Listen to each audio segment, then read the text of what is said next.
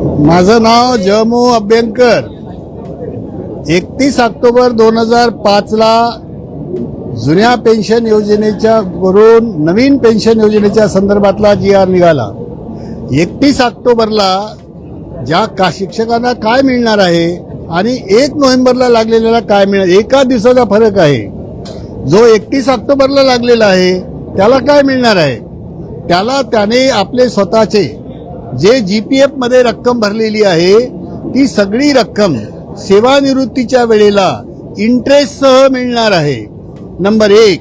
Number 2, सेवानिवृत्त झाल्यानंतर त्याचं शेवटचं जे वेतन असेल त्याचं निम्म वेतन त्याला सेवानिवृत्ती वेतन म्हणून मिळणार आहे। तिसरं, जेवढ्या वर्षाची सेवा त्याची झाली असेल त्याचे निम्म्या महिन्याचा पूर्ण पगार त्याला मिळणार आहे।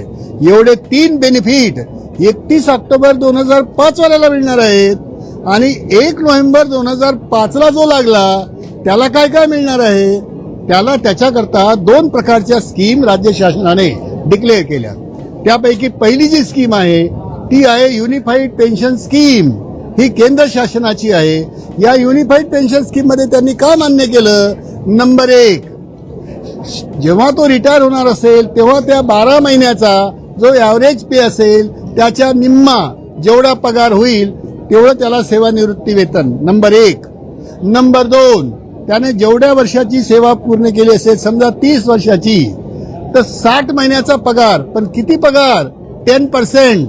आम्ही हिशोब केला की जर त्याचा पगार त्यावेळेला 1 लाख रुपये असेल तर त्याला 60 महिन्याचा पगार म्हणजे 60 लाख रुपये, याच्या 10% म्हणजे 6 लाख फक्त मिळतील।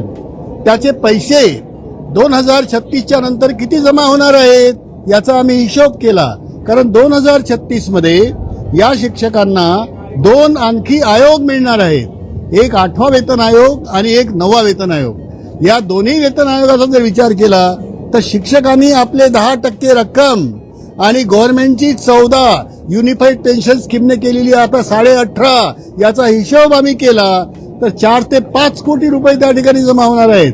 म्हणजे दिल्या जाणारं जे पेन्शन आहे ते सरकार आपल्या खिशातून देणार नाही, यातून जो पैसा त्या ठिकाणी मल्टिप्लाय होणार आहे त्याच पैशातून हे पेन्शन दिलं जाणार आहे आणि त्याला कुठल्याही प्रकारची लमसम अमाऊंट नाही, ग्रॅच्युइटी नाही, त्याने भरलेले पैसे त्याला परत नाहीत। अशा प्रकारचं अत्यंत नुकसान हे युनिफाईड पेन्शन स्कीम मध्ये आणि राज्याच्या रिवाइज पेन्शन स्कीम मध्ये आहे। म्हणून आमचा आग्रह आहे की नथिंग बट जुनी पेन्शन योजना हा एक मुद्दा आहे।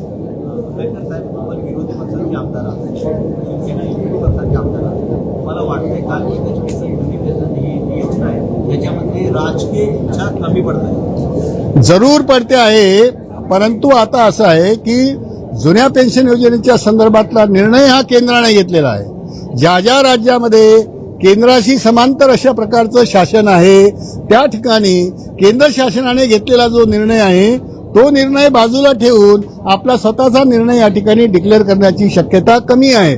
पॉलिटिकल विल या दृष्टिकोनातून आधीच दुर्बळ झालेला आहे, त्याच्यामुळे ते आता नेमकं या कारणाकरता झालं अशातला भाग नाही, कारण केंद्र शासनाशी राज्य शासन काही वेगळं मत विचार करून विसंगती निर्माण करू शकणार नाही।